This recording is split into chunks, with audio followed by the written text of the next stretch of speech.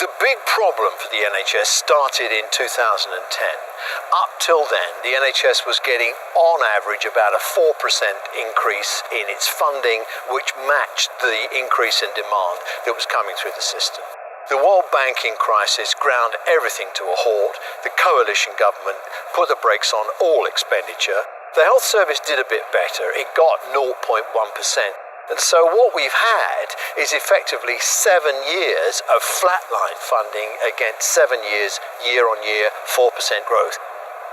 The NHS is doing more work than it's paid to do.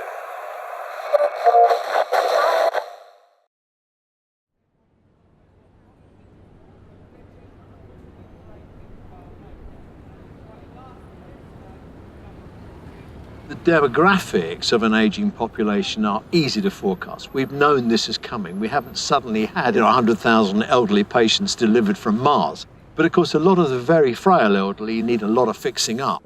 So they're in hospital for longer, and getting them home means that they need a lot of support when they get home. And that really is where the whole system starts to grind to a halt.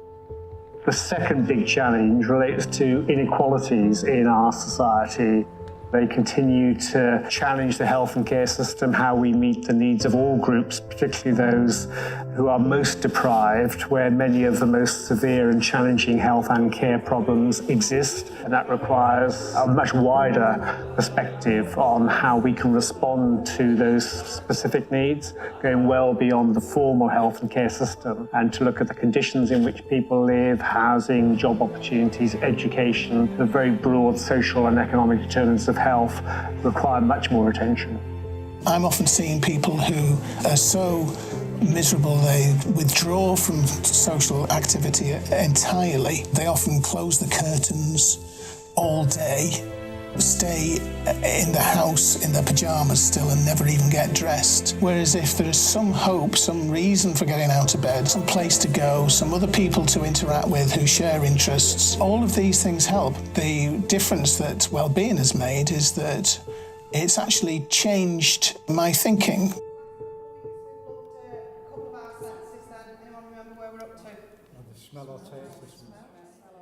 Integrated care means different things to different people. It can mean integration of physical health and mental health. It can mean integration between health and social care. It can mean integration between voluntary and charitable sector organisations and our broader healthcare services. For me, it means all of the above. It means bringing together systems of care that respond to the needs of people around that very defined population that I've been talking about.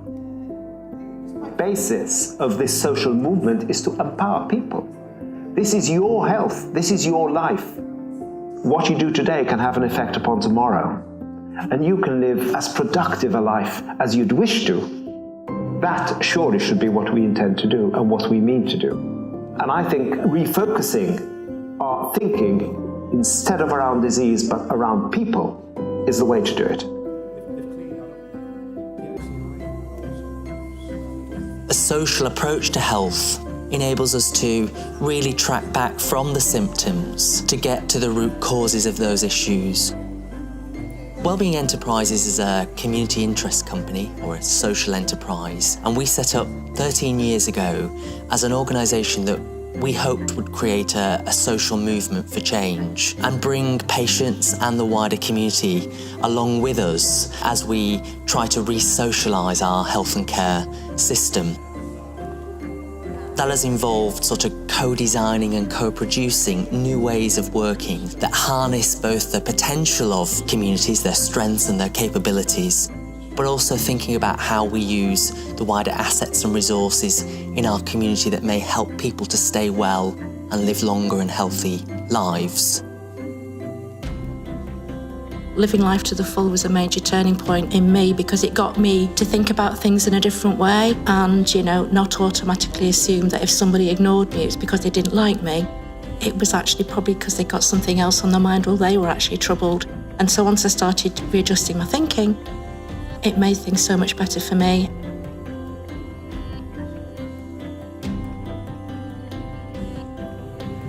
Each practice would have a wellbeing navigator that would be able to move and manoeuvre those people back into something on the right tracks of their life again. From that sprung out umpteen choirs, tango on prescription, ukulele bands, all kinds of weird and wonderful stuff that we'd never thought would have happened. So at Wellbeing Enterprises, we offer people a wellbeing appointment. It's an informal, one-on-one, confidential conversation which focuses on the person. From this conversation, we're able to connect the person to social, non-medical support. We can help them in a number of practical ways as well. So this could be a service which can maybe help with money worries, low mental health, maybe a group for those interested in art, yoga, exercise as well. So we help the person to make a plan. This helps them to do more of the things that they enjoy. And we'll also help them to get support for the issues which are bothering them as well. And ultimately it's about helping the person to get the best out of their life.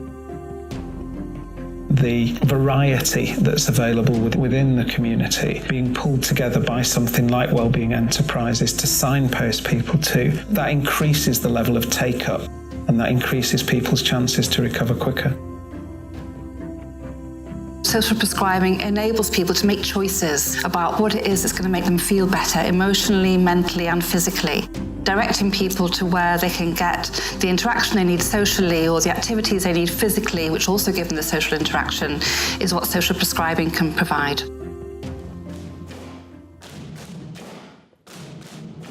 It's only by looking at that person as a whole and truly looking at what they need, what makes them happy, what keeps them well. It's only by bringing people together to really look at that person as a whole will we really tackle these huge difficulties we've got in terms of improving health and well-being, reducing costs, getting people to work better together. So that's why person-centred care should be right at the heart of absolutely everything we do in design going forwards.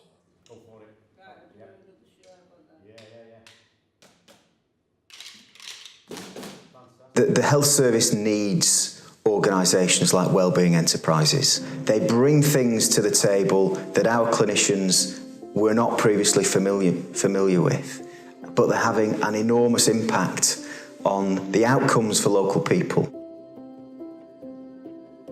The main alternative is actually social activities, interaction, relationships, building community.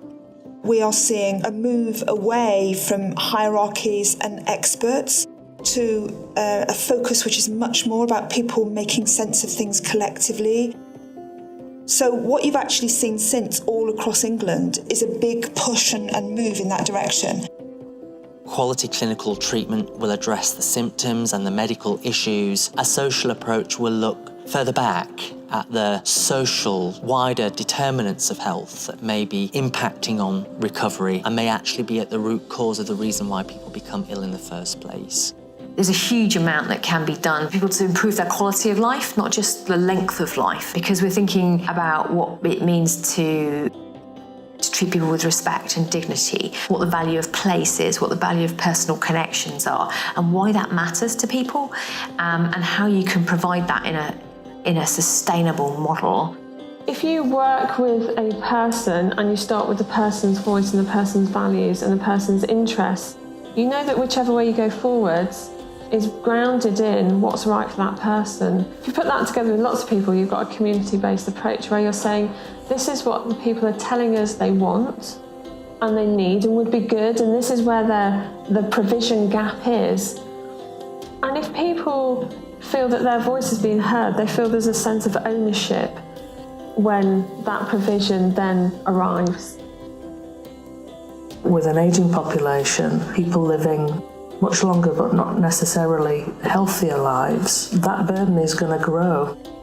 This has to be these sorts of initiatives, along with the prevention agenda for the longer term, has got to be part of the solution. My vision for healthcare in the future will be that we have re-socialised our healthcare services, and clinicians are working alongside organisations that respond to the social issues to really provide holistic healthcare for patients.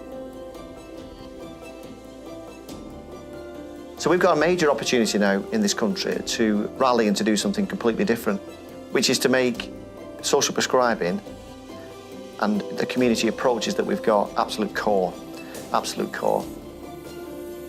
What I hope we will see in the future is a greater role for organisations like mine in providing the social side of health that works alongside clinical treatments, recognising that both social and clinical interventions are integral to providing quality healthcare provision into the future.